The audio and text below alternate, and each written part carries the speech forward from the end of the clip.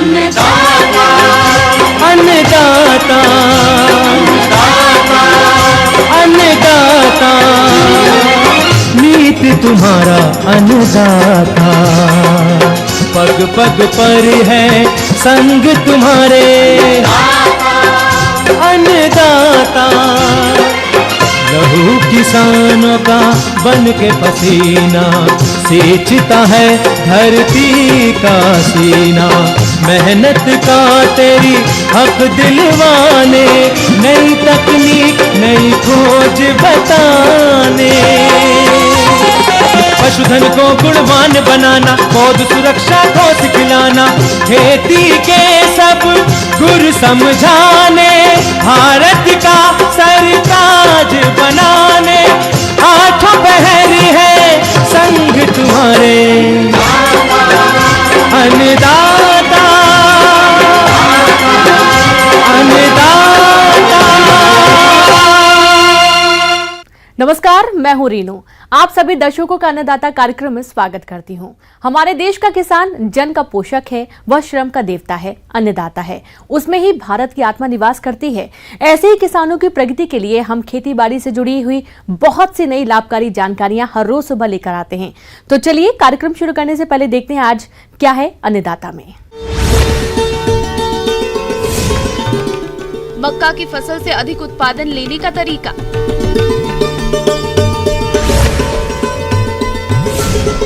गर्मी के मौसम में मधुमक्खियों और मधु बॉक्सों की देखरेख,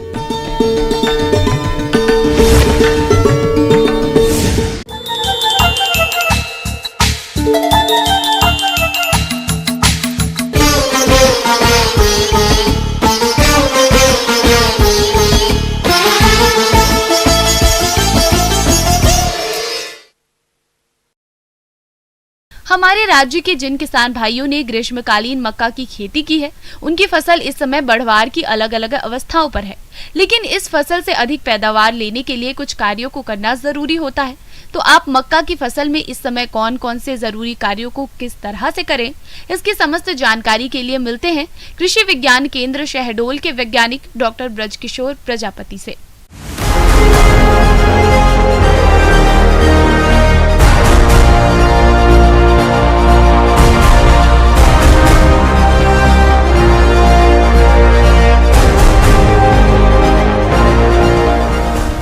आज जो है हम ग्रीष्मकालीन मक्के में जो है समसामयिकी के बारे में चर्चा करना चाहेंगे। जैसा कि किसान भाइयों आप सभी को मालूम है, मक्के की फसल जो हमारी लगभग जो है 35 से 40 दिनों की हो रखी है, नी स्टेज में है। मतलब आपको जो है यूरिया की जो 25% मात्रा जो है आपको जो है पौधे की चारों तरफ जो है खुदाई करने के बाद आपको देना है। इसके अलावा जो है आपको पौधे में बढ़वार और वृद्धि के लिए जो किसान भाइयों आपको संभवतः जो है सिंचाई करें। अगर आप स्प्रिंकलर इरिगेशन का उपयोग कर सकते हैं तो स्प्रिंकलर का निश्चित रूप से ही उपयोग करें। इसके अलावा जो है आपको खरपतवार जो है पौधे की चारों तरफ जो है आपको जितने भी मोथा घास है या दूब घास है, इस समय जो वर्तमान समय में विभिन्न प्रकार के गाजर घास है, उनको आप निश्चित रूप से निकाल दें। अन्यथा जो यह खरपतवार जो है पौधे के साथ जो है प्रतिस्पर्धा करेंगे पोषक तत्वों के लिए, पानी के लिए, हवा के लिए। तो इस प्रकार से प्रतिस्पर्धा करने के कारण जो है मक्के की जो उत्पादकता है और बढ़वार जो है वो गुणवत्ता जो है वो निश्चित रूप से घट जाएगी।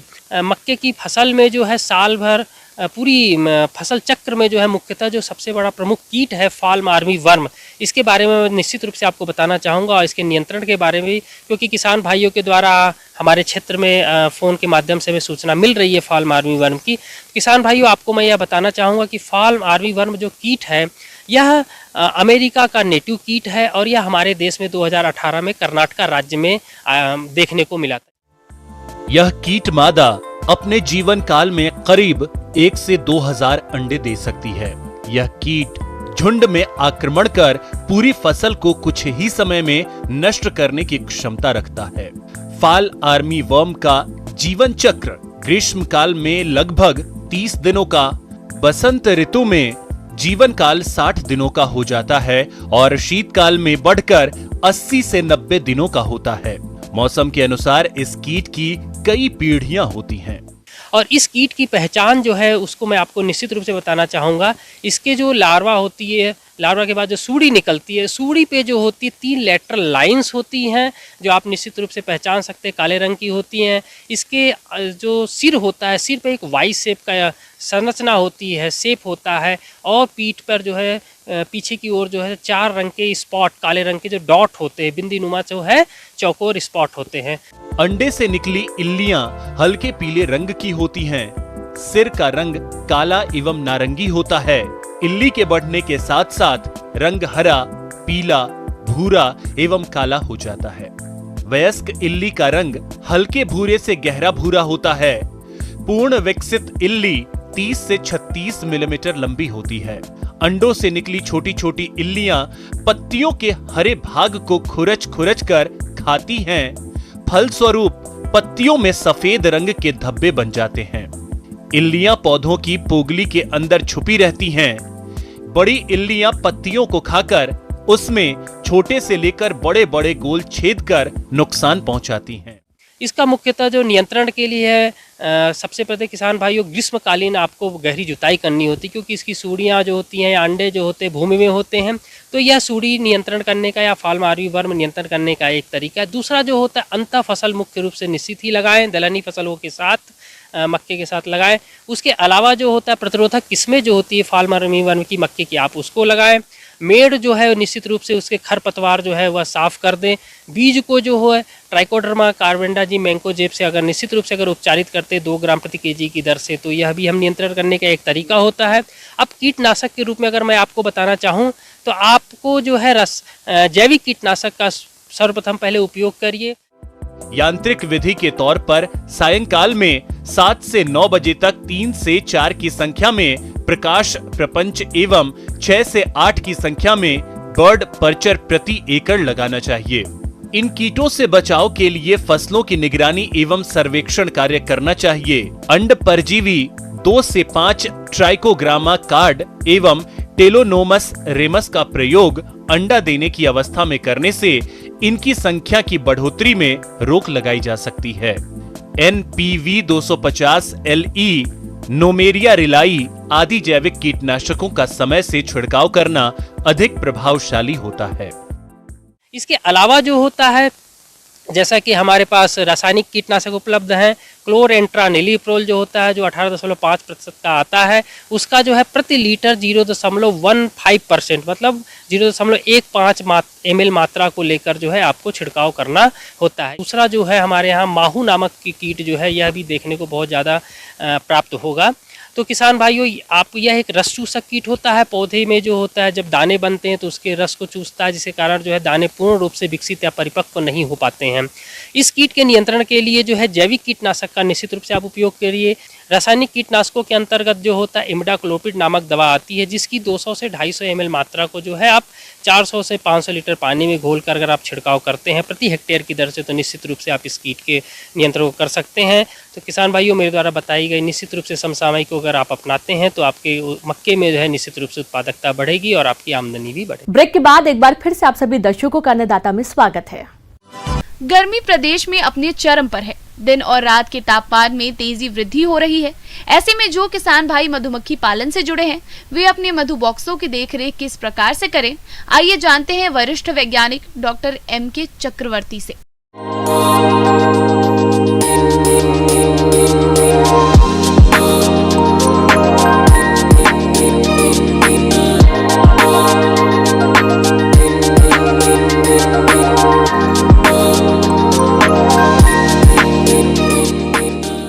ये तो हम मानते हैं कि आप जाड़ में सर्दी का मौसम में सरसों वगैरह से जो शहद निकालने का था वो सब निकाल लिए हैं पर्याप्त मात्रा में। चूँकि जो गर्मी है एक्सट्रीम रहता है, इसीलिए मई में ज़्यादा ध्यान देना ज़रूरी है। मधुमक्खी को फूल जब तक मिलेगा कोई दिक्कत नहीं है, न मधुमक्खी को दिक्कत है न मधुमक्खी पालक को दिक्कत है। तो अभी चूँकि करंज का मौसम है, सभी जानते हैं मध्य प्रदेश के इलाके में बहुत सा जगह पर करंज का पेड़ दिखता है बहुत ज़्यादा मात्रा में, और ये मोटा मोटी जंगल क्षेत्र के आसपास में ही मिलता है। तो करंज का शहद जो है ये बहुत अच्छा माना जाता है और करंज से बहुत ही ज़्यादा शहद पैदा होता है। तो आप लोग करंज के क्षेत्र में अपने मधुमक्खियों को ले जाए, करंज से वहाँ से ले आए। अगर करंज अगर दिक्कत है तो सब्जी का खेती, अभी लत्तर वाले सब्जी सारे जगह होते हैं, तो लत्तर वाले सब्जी से भी मधुमक्खियों को बहुत ज़्यादा पराग मिलता है। गर्मी में स्थानांतरण करते समय बक्सों के ऊपर पानी छिड़कते रहें और यात्रा रथ के समय ही करें। नई जगह पर बक्सों को लगभग 8 से 10 फुट की दूरी पर मुंह पूर्व पश्चिम दिशा की तरफ रखें। मधुमक्खियों को लू से बचने के लिए छायादार स्थान पर रखें, जिससे गर्म हवा सीधे मौन ग्रहों के अंदर न घुसे। मौन वाटिका में यदि छायादार स्थान न हो तो बक्से के ऊपर छप्पर या पुआल डालकर उसे सुबह शाम भिगोते रहना चाहिए, जिससे मौन ग्रह का तापमान कम बना रहे। मधुमक्खी के बक्सा को थोड़ा थोड़ा हटा के थोड़ा छायादार जगह पर ले जाइएगा। बहुत सीधे अगर धूप में रहे तो दिक्कत है मधुमक्खी को, और ऊपर से है बहुत ज़्यादा गर्मी बढ़ जाए, तापमान में वृद्धि हो, तो उस समय बोरा को भिगा के ऊपर से ढक देना चाहिए और बीच बीच में उसको भिगाते रहना चाहिए। इसके अलावा जो है, अब इसके बाद के जो है कि रोग और प्राकृतिक शत्रु से मधुमक्खी को बचाना भी बहुत जरूरी है। मधुमक्खियों में लगने वाले कीटों में सबसे घातक माइट कीट होती है। माइट कीट एक परजीवी कीट है। माइट की रोकथाम के लिए 85 mg फार्मिक एसिड का उपयोग रुई के फाहे में एक लकड़ी की मदद से लपेटकर बक्से में रखें, जिससे इसकी गंध से कीटों से छुटकारा पाया जा सकता है। इसके अलावा ऐसी जगह जहां पर कीटों का प्रकोप ज्यादा होता हो, वहां पर मधुमक्खियों का परागण के लिए पलायन न करें। मधुमक्खियों को भोजन में पर्याप्त पोषक तत्व उपलब्ध कराएं। मधु बॉक्सों के स्टैंड के नीचे कटोरियों में पानी भरकर रखें। इससे चींटियों का प्रकोप नहीं होगा। वर्प पकड़कर तुरंत मार दें। साथ ही छिपकली, मेंढक एवं चिड़ियों से बचाव करें। माइट से बचाने के लिए गंधक चूर्ण डाल दीजिए बक्सा के अंदर, चारों तरफ से फ्रेम के ऊपर या तलपट पर। गर्मी के मौसम में मुख्य रूप से स्वच्छ पानी का व्यवस्था करें। अगर स्वच्छ प्रवाहित पानी हो रहा है, कहीं से नदी या नाला से स्वच्छ पानी बह रहा है, तो ऐसे बहते हुए पानी है बहुत अच्छा है। नहीं तो फिर जगह जगह पर किसी कटोरा वगैरह में पानी रख दिया कीजिए और वो पानी हमेशा बदलते रहिएगा। बॉक्स रखने के लिए ऐसे क्षेत्रों का चयन करें जहां पर फूल वनस्पति भरपूर मात्रा में उपलब्ध हो। बॉक्सों को सीधे जमीन पर ना रखें। मधु बॉक्सों को ऐसे खेतों के आसपास नहीं रखें जिनमें बहुत ज्यादा कीटनाशकों का छिड़काव किया जाता हो। इस मौसम में पुष्पीय पौधों की उपलब्धता में कमी आ जाती है, इसलिए मधुमक्खियों को अलग से फीडिंग कराई जाती है, जिसमें चीनी का शीरा देते हैं, जिससे इनका सर्वाइवल होता रहे। और मधुमक्खी का जो पेचिस वगैरह ये सब जो रोग होने का संभावना है, उसमें अगर पेचिस का रोग हो जाए तो फिर वो मेट्रोजिल के जो गोली आते हैं, वो मेट्रोजिल का गोली दे दिया कीजिए चीनी का शीरा में घोल के। तो यही है गर्मी का मौसम में मुख्य रूप से जो मधुमक्खी पालक को देखभाल करने का है। ब्रेक के बाद एक बार फिर से आप सभी दर्शकों का अन्नदाता कार्यक्रम। किसान भाई खेती के साथ साथ पशुओं का पालन करते हैं, लेकिन इन पशुओं में कई तरह के रोगों का प्रकोप होता रहता है। इन्हीं रोगों में आज हम बात कर रहे हैं लंगड़ी बुखार के बारे में। यदि समय पर पशु का इलाज नहीं किया गया तो पशुपालकों को भारी नुकसान उठाना पड़ सकता है। तो क्या है इस रोग के कारण, लक्षण और उपचार के उपाय? इसकी जानकारी के लिए देखिए कार्यक्रम की ये प्रस्तुति।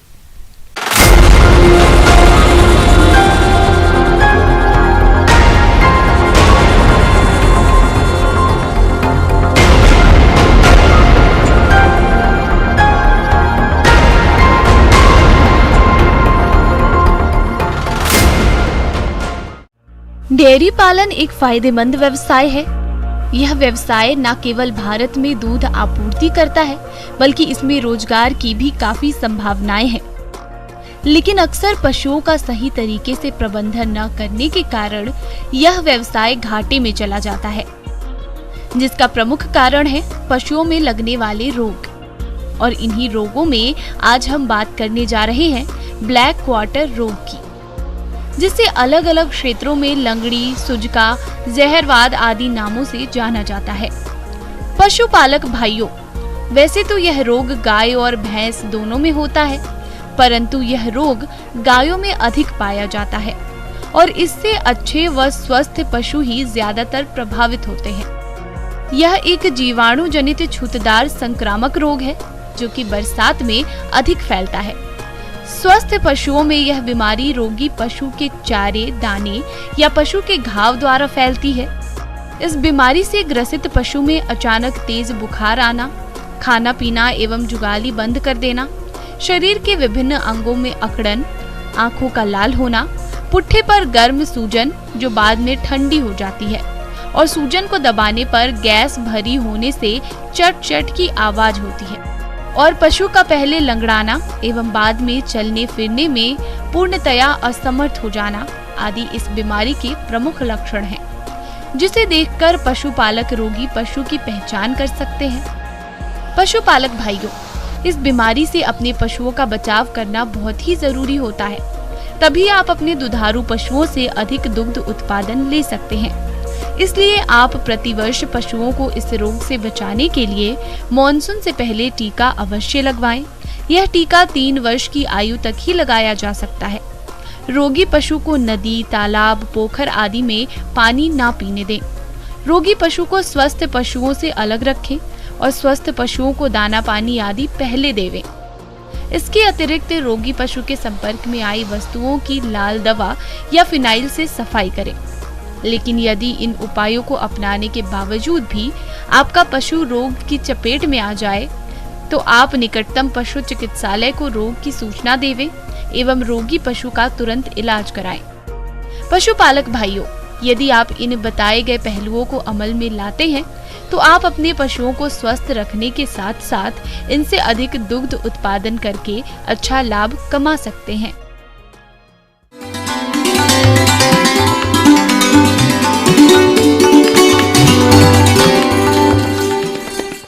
आइए जानते हैं अन्नदाता निःशुल्क फोन के माध्यम से पूछे गए समस्याओं का समाधान।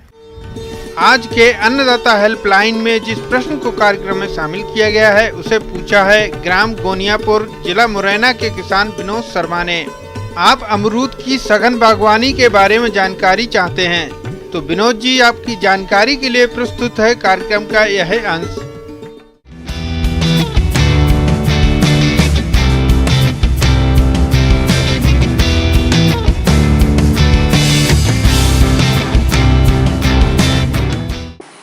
अमरूद हमारे राज्य का बहुत प्रमुख फल है और आज इसमें बहुत ही पौष्टिक से भरा हुआ फल है, तो इसलिए इसका डिमांड बहुत ज़्यादा है। लेकिन हमारे राज्य में इसकी उत्पादकता कम है। इसलिए कम है क्योंकि राज्य में जो भी अमरूद के बगीचे हैं उसके पौधों से पौधों की दूरी बहुत ज़्यादा है। लेकिन अगर आप सघन बागवानी लगाएं, यानी प्रति इकाई क्षेत्रफल में पौधों की संख्या बढ़ा करके, पौधों की संख्या ज़्यादा करके आप एक बगीचे की स्थापना करें तो प्रति इकाई क्षेत्रफल में ज़्यादा पौधे लगा करके आप प्रति इकाई क्षेत्रफल में ज़्यादा उत्पाद प्राप्त कर सकेंगे और ज़्यादा उत्पाद प्राप्त करेंगे तो आपको मुनाफा भी मिलेगा। नए प्रचलन में सघन बागवानी के साथ साथ पौधों को छोटा आकार देने की प्रक्रिया बागवानी के लिए अधिक लाभदायक साबित हो रही है। वर्तमान समय में किसानों के बीच बागबानों में सघन या मीडो बागवानी काफी लोकप्रिय हो रही है। योजनाबद्ध तरीके से कैनापी प्रबंधन को अपनाकर बागों से अच्छी क्वालिटी के फल प्राप्त किए जा सकते हैं। तो इस तरह से सघन बागवानी का काफ़ी महत्व है और सरकार भी सघन बागवानी की जोर दे रही है। अमरूद की सघन बागवानी लगाने के लिए मैं बता दूं कि आप सभी किस्मों को, लखनऊ 49, अलावा सफ़ेदा, सीडलेस, मृदुला, पंत प्रभात और भी बहुत सारे श्वेता, कोई भी वैरायटी आप सघन बागवानी में लगा सकते हैं। ये बहुत ही अच्छा सघन बागवानी में सभी किस्में करती हैं। सघन बागवानी जो लगाने का समय है वो आप जून महीने से लेकर के सितंबर महीने में लगा सकते हैं, कभी भी हमारे राज्य में लगा सकते हैं। अगर आपके पास पानी की समुचित व्यवस्था है तो आप इसको मार्च महीने में भी लगा सकते हैं। बरसात का समय जो जून से शुरू हो जाता है, इसलिए ज़्यादा अच्छा होगा कि कम खर्च करना चाहते हैं तो आप इसकी शुरुआत जून में लगाएं। लेकिन पौधे को लगाने की तैयारी आपको अप्रैल माह से शुरू कर देनी पड़ेगी। सघन बागवान अमरूद के सामान्य लगाने की जो सामान्य दूरी है वो 6 मीटर या गुने 6 मीटर होती है, या बहुत लोग जो है उसको 8 मीटर पे लगाते हैं, लेकिन 6 मीटर पे ही सामान्यतः लगाया जाता है। अगर आप सघन बागवानी लगाना चाहते हैं तो मैं 3 मीटर गुने 3 मीटर पे, यानी कि पौधों से पौधों के बीच की दूरी 3 मीटर और पंक्ति से पंक्ति के बीच की दूरी भी आप 3 मीटर रख करके सघन बागवानी आप लगा सकते हैं। तो जब 6 मीटर पे लगाएंगे तो आप प्रति हेक्टेयर पौधों की संख्या लगभग 280 के आसपास आएगी, लेकिन जब आप 3 मीटर के अंतराल पे लगाएंगे तो पौधों की संख्या प्रति हेक्टेयर इससे 4 गुनी लगभग आपको 1100 पौधे प्रति हेक्टेयर आएंगे। सघन बागवानी के लिए खेत की तैयारी आमतौर पर परंपरागत तरीके से की जाती है। सिर्फ रेखांकन में पौधों से पौधों और कतार से कतार की दूरी को कम किया जाता है। अमरूद के पेड़ों को 3 गुणा 2.5 मीटर की दूरी पर लगाया जा सकता है। इसके अलावा रोपण दूरी तालिका इस प्रकार से है। तो पौधे लगाने के लिए आप इसको अप्रैल महीने में तैयार गड्ढे की खुदाई शुरू करते हैं। 2 फीट बाय 2 फीट लंबा, 2 फीट चौड़ा, 2 फीट गहरा गड्ढा आप, और उसकी मिट्टी को बाहर आप सतह पे फैला दें। उसमें गर्मी बहुत पड़ती है, तो वो गर्मी की वजह से जो मिट्टी के जो कीड़े मकोड़े हैं, उसके स्पोर्स हैं, वो मर जाते हैं। और जब आपको पौधे लगाना हो उसके 15 दिन पहले आप मिट्टी की भराई कर दें। मिट्टी को भराई करते समय जो आपने बाहर मिट्टी निकाला था उसको डालें। उसके साथ साथ कम से कम आप 5 से 7 किलो कंपोस्ट और 1.5 से 2 किलो आप नीम की खल्ली और फ्यूराडॉन 30 से 40 ग्राम प्रति गड्ढे में डालें। और ये भरने के बाद आप अच्छी तरह से उसमें पटवन कर दें, पानी डाल दें ताकि सारी मिट्टी अच्छी तरह से बैठ जाए। तब आप पौधे पानी डालने के बाद 3-4 दिन के बाद आप बीच में गड्ढा करके पौधे को आप लगा दें। अच्छी पैदावार और स्वादिष्ट फलों के लिए पौधों को नियमित खाद और उर्वरक देने की जरूरत होती है।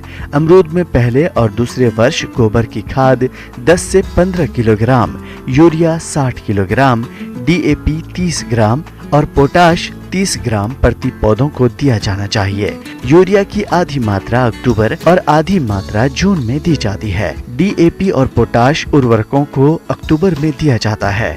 गोबर के खाद की पूरी मात्रा जून में दी जाती है। इन उर्वरकों को तने से थोड़ी दूर छोड़कर अच्छी तरह मिट्टी में मिला देना चाहिए। इसके बाद सिंचाई करना जरूरी है।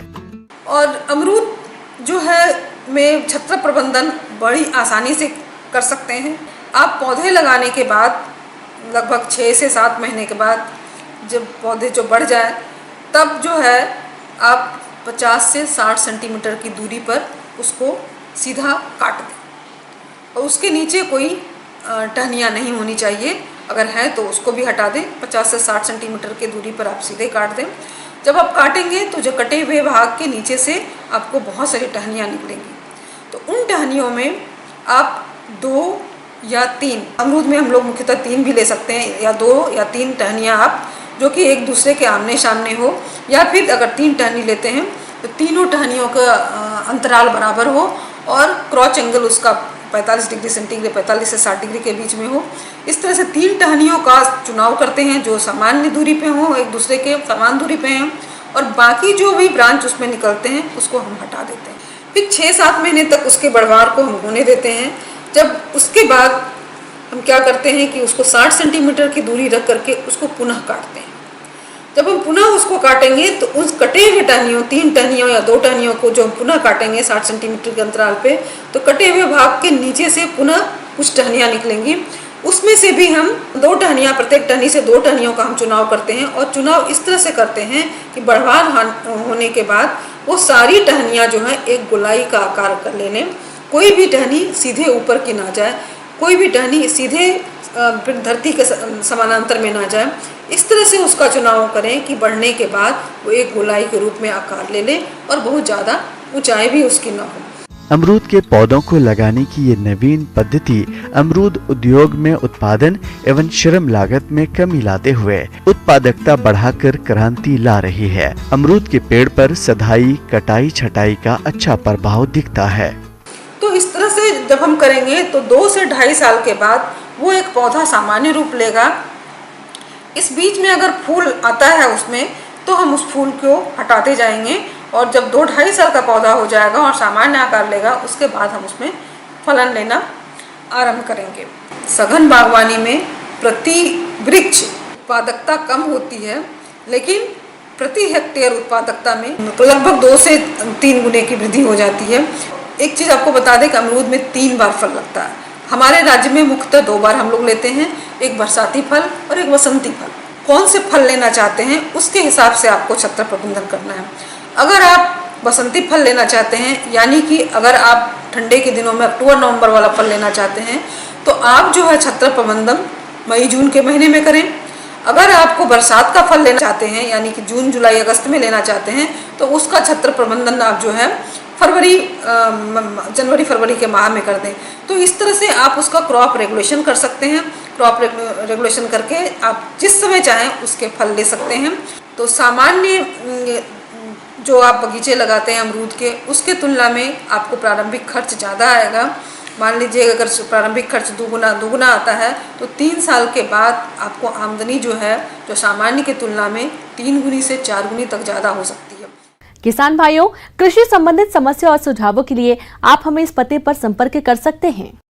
प्रोड्यूसर अन्नदाता news 18 Madhya Pradesh Chhattisgarh, Ramoji film city Hyderabad 501512। साथ ही आप हमें ईमेल भी कर सकते हैं। हमारा ईमेल है p18annadatamp@nw18.com। इसके अतिरिक्त आप हमें निःशुल्क हेल्पलाइन नंबर 1800889216 पर सोमवार से शनिवार सुबह 10 बजे से शाम 4 बजे के बीच संपर्क कर सकते हैं। अब समय हो रहा है आपसे विदा लेने का। कल फिर मुलाकात होगी कृषि से जुड़ी महत्वपूर्ण जानकारियों के साथ। नमस्कार।